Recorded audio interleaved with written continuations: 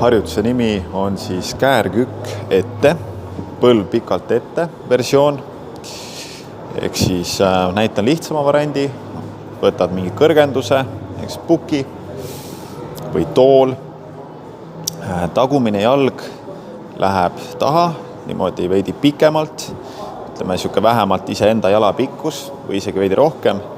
Ja nüüd on siis see, et ma liigun otse ette, hoian kere püsti, lähen põlvega võimalikult kaugele ette. Kui kand veidi tõuseb, on okei. Proovi hoida pigem kanda maas ja tulen tagasi.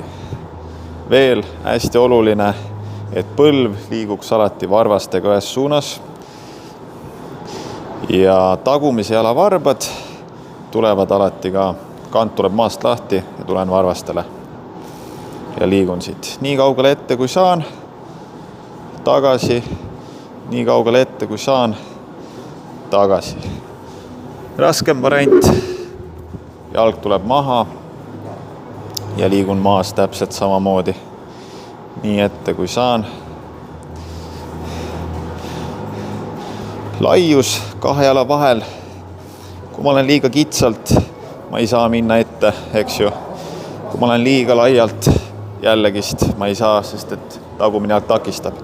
Leian siukse mõnusa laiuse, iga inimese jaoks on see veidi erinev, kus ma saan minna niimoodi, et põlvega võimalikult ette, ilma et ma tunneks, et tagumine jalg takistaks või et kand hakkaks liigselt tõusma.